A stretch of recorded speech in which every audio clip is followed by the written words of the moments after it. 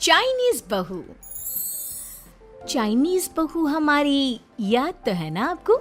भूले तो नहीं ना? हाँ भाई, थोड़ी देर में ही सही, लेकिन चाइनीज बहू की कहानी आ ही गई। क्या हो रहा है ये देश में? चाइना ने तो आतंक ही मचा रखा है। अरे क्या हो गया? क्यों चाइना को कोसता रहता है? भूल मत, तेरी ससुराल चाइना की ही है। हाँ माँ, पर ये देखना, लड़ाई झगड़े, ये बीमारी, ऊपर से ये देश कितना चालाक है, अंदर न जाने क्या क्या करता रहता है। तभी अंदर से बहू की चिल्लाने की आवाज आती है। अरे क्या हो गया बहू, क्यों चिल्ला रही है? माँ जी, ये देखिए, ये रूस ने यूक्रेन की हालत क्या कर दी है। ऊपर से चाइना में डर बड़ा लॉकडाउन लग गया है। माँ जी, अब क्या किया जाए?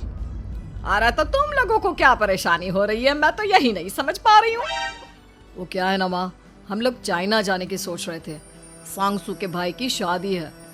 तो क्या? अरे कौन सा उन लोगों के यहाँ भाई घोड़ी चढ़ता है जो बहन काजल लगाकर नेक लगी? माँ जी, उसकी आंखें बहुत छोटी छोटी है, उसमें या तो पुतली रह सकती है या काजल। साले की पुतली निकाल कर काजल लगा दो, अंधा कहीं का। क्या क्या बोले तुम मेरे भाई के बारे में? अरे नहीं नहीं बहू, वो तो बोल रहा था कि तुझे नेग मिल जाएगा। हैं, बहन है ना तो उसकी। नहीं नहीं माँ जी, मैं सब समझती, ये मेरे भाई का मजाक बनाते रहते।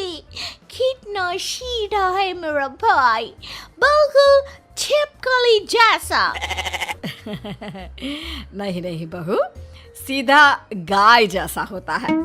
सही पकड़े हैं माँ जी। हाँ, तो मेरे भाई की शादी है, मैं चाइना जरूर जाऊंगी। तभी एक पड़ोसन आ जाती है। अरे नहीं नहीं बहू, तू कहीं ना जा, हम लोगों का मन कैसे लगेगा तेरे बिना। ले बहू, तेरे भाई के लिए ये शॉल रख ले, हमारी तरफ से गिफ्ट कर देना। अरे सब कितने अच्छे हैं, मेरी चाइनीज बहू को कितने प्यार से तुम लोगों ने एक्सेप्ट कर लिया। सच में बड़ी भाग्यशाली हूँ मैं। कैसी बात कर रही है? ये तो हम लोगों के देश की एक खूबसूरती है कि हर किसी को दिल से अपना लेते हैं, बस वो भी दिल से हमें अपना समझे।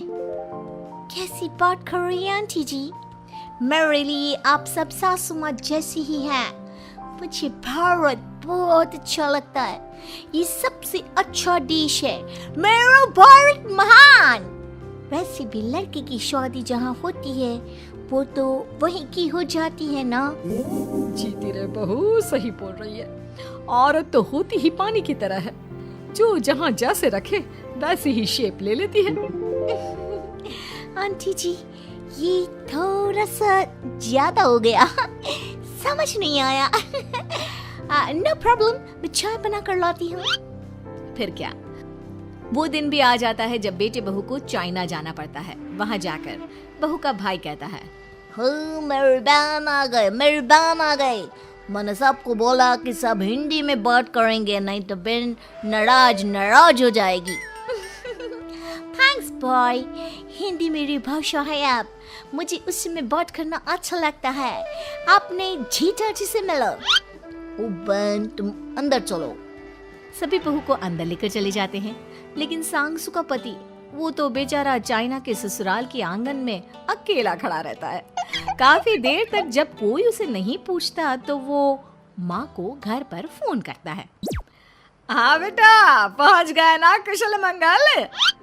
हाँ माँ, लेकिन सांगसू पता नहीं कहाँ है, वो तो अंदर गई है, तब से बाहर आई ही नहीं। अरे कैसी बात कर रहा है? तो तू अंदर चला जा, तू बाहर क्यों है? अरे दामाद है तू वहाँ का, उन लोगों ने तुझे बिठाया, चाय पानी कुछ नहीं पूछा? नहीं ना माँ। तभी सामने से सांगसू आती है। क्यों आप अभी तक तैयार नहीं हुए? और ये बैग लेकर क्यों कमरे से बाहर आए? इसे वहीं रख देते। कमरा? कौन सा कमरा? अरे कैसी बात कर रही हो? जब से तुम अंदर गई हो मैं बाहर ही तो खड़ा हूँ। बहू को बहुत हैरानी होती है और गुस्सा भी आता है। तभी उसका भाई और माँ आ जाते हैं। और सांगसू, अंदर खाना लग गया है।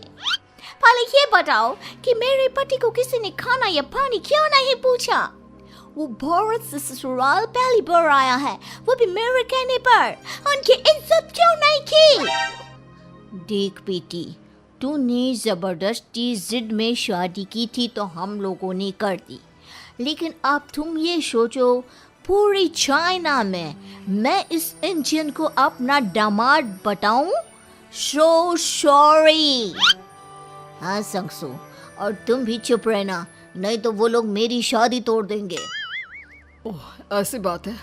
कोई बात नहीं, मैं बाहर होटल में रह लेता हूँ, तुम वही करो जो ये लोग चाहते हैं। कैसी बात कर रहे हो? शादी के बाद पति जैसा भी हो, जो भी हो, पति होता है। वैसे भी तुम्हारे पूरे परिवार ने, सबने बिना सोचे मेरा साथ दिया, मुझे एक्सेप्ट किया, प्यार किया। मैं अपने देश में आपको अकेला कैसे छोड़ सकती हूँ? ये हिंदी फिल्म का ड्रामा बंद करो, मैं अभी अब बर्दाश्त नहीं करूँगी। चुपचाप अंदर चलो, नहीं तो ये शादी वादी यहीं खत्म करके इसे अकेले ही इंडिया जाना पड़ेगा। कैसी बात कर रही हो माँ? ये मेरे पति हैं। है नहीं था, हम लोगों ने यहाँ वकील को बुला लिया है, जिसके बाद अब तेरा तलाक करा के हम यहाँ के चाइनीज लड़के से तेरी शादी करा देंगे। अरे कैसी बात कर रहे हो? हम तो यहाँ तुम्हारी शादी के लिए आए थे। नहीं नहीं, मैं सांगसू के बिना नहीं रह सकता हूँ। हाई वोल्टेज ड्रामा होने के बाद से ही सारा माहौल खराब हो जाता है कि तभी एक लड़की आती है। मैंने सारा इंतजाम कर दिया है, सांगसू की शादी का मंडप परसों लग जाएगा, तब तक इसके पति को कमरे में बंद कर देते हैं। सभी सांगसू के पति का हाथ बांधकर उसे कमरे में बंद कर देते हैं। ये क्या कानूनी है?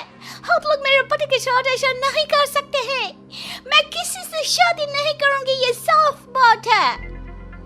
पहले मैं अपनी शादी करूं, फिर तेरी भी शादी करवा दूंगा। सब कुछ तय हो जाता है, भाई की शादी हो जाती है। फिर वो दिन भी आ जाता है जब सांगसू की शादी वो लोग जबरदस्ती करने के लिए उसे मंडप पर ले जाते हैं। ऐसा मत करो, ये मेरी बीवी है। मैं किसी से शादी नहीं करूंगी। कैसे नहीं करेगी शादी? शादी तो तेरा बाप भी करेगा। हो, मैं करूंगा शादी। प्लीज कोई मेरी शादी किसी अच्छा औरत से करवा दे। चुप, बिल्कुल चुप। फिर माँ सांगसू और उसके पति से कहती है, तुम लोगों का बच्चा मेरी कैद में है।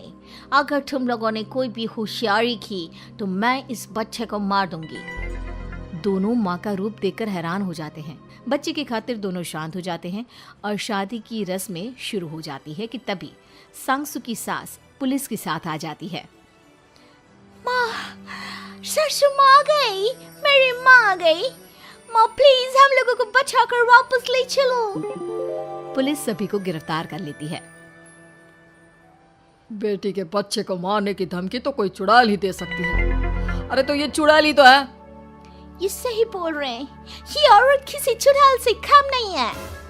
तभी उन लोगों का बच्चा भी आकर सांगसू के गले लग जाता है। माँ, तू सही समय पर आ गई, लेकिन तुझे कैसे पता चला कि यहाँ ये सब हो रहा है? बेटा, ये चाइनीज लोग ना होते ही धोखेबाज हैं। इन लोगों पर मुझे भरोसा नहीं था, इसलिए मैंने तेरे फोन को हमेशा के लिए मेरे फोन से अटैच कर दिया था, जिससे तेरे आसपास होने वाली सारी बात मैं सुनती रहूं। उस दिन भी मेरी तेरी बात हो रही थी तो तेरा फोन ऑन था, मैं सब समझ गई थी। मुझे माफ कर दो। नहीं, बिल्कुल नहीं। चलिए माँ जी, इंडिया वापस चलते हैं। आज के बाद मैं यहाँ कभी नहीं आऊंगी।